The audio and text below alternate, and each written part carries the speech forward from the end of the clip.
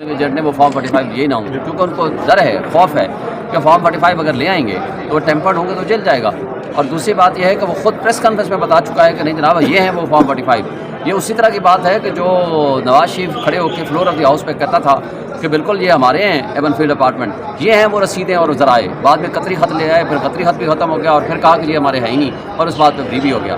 تو میرا خیال ہے کہ اب اس کو لانے پڑیں گے، اور اگر وہ نہیں لائے گا ان کو فائنل اپرچونٹی دے دی ہے کہ اگر وہ نہیں جمع کرائیں گے اپنے فارم اور جواب تو ان کے خلاف ایک اسپاٹی آرڈر ہو جائے.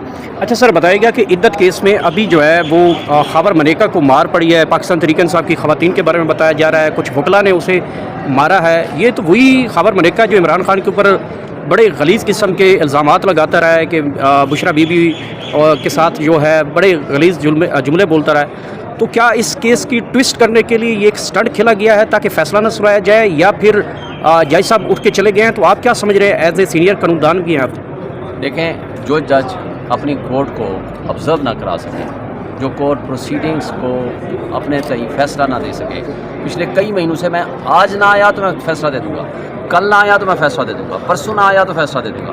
افسوس سے کہنا پڑتا ہے کہ اس میں جو رسپونڈنٹ کے وکیل صاحب ہیں، اس کے جو وکیل صاحب ہیں خاور ملیکہ کے، جو اس کا کنڈکٹ ہے وہ بھی مناسب نہیں ہے، اور جو کنڈکٹ خاور ملیکہ ہے اس میں تو بحث کرنے کی ضرورت ہی نہیں. اس نے جو ایویڈنس دینی تھی دے دی، اب اس کے وکیل نے بحث کرنی ہے، بات ختم، فیصلہ دینا تھا. بلکہ کئی دفعہ بحث ہو چکی ہیں، کتنی دفعہ بحث ہونے گا. اور اگر جج فیصلہ نہیں کر سکتا تھا پہلے دن اس کو ریفیوز کر دینا چاہیے تھا کہ میں فیصلہ نہیں دیتا. یہ جان بوجھ کے اس کو ڈیلے کر رہے ہیں تاکہ بشرا بی بی اور عمران خان کا کیس ڈیلے ہو جائے اور ان کو وقت پہ انصاف نہ مل سکے. اس سے بڑا گھٹیا کیس اور کوئی ہو نہیں سکتا. اور جج کے کنڈکٹ کے اوپر مجھے افسوس ہے کہ اس کو یہ کچھ نہیں کرنا چاہیے تھا، اس کو فیصلہ دینا چاہیے تھا. سر، اگلے بدھ کو دوبارہ جو ہے 3 سیٹوں کے حوالے سے پھر کیس کی سماعت ہوگی.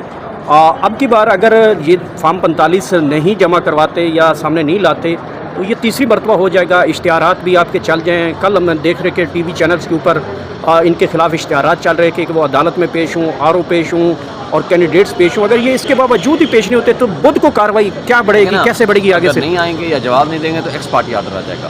اور اگر اس کے باوجود بھی اگر یہ اپنے فارم 45 نہیں جمع کراتے تو جس کو کہتے ہیں نا ایک پرنسپل آف لا ہے، with holding of best evidence, عدالت کے حکم کی عدم تعمیل کرتے ہوئے جس بندے کے پاس بھی کوئی اسٹرانگ ایویڈنس موجود ہو وہ جان بوجھ کے اس کو پیش نہیں کرتا. اس کا مطلب تصور یہ کیا جاتا ہے کہ اس کی ایویڈنس اس کے خلاف استعمال ہوگی اور اس کے خلاف ہوگی، اس لیے وہ نہیں پیش کر رہا. دیکھیں، فارم 45 تو ہر کسی کو ملتا ہے، چلیں 2 نہیں ہوں گے، 4 نہیں ہوں گے آپ کے پاس، لیکن باقی کے سارے موجود ہیں تو آپ جمع کرائیں. اور اگر نہیں جمع کرائے گا تو پریزمپشن یہی ہوگی کہ وہ جھوٹا ہے، جھوٹ بول رہا ہے اور وہ جان بوجھ کے عدالت سے اوائڈ کر رہا ہے.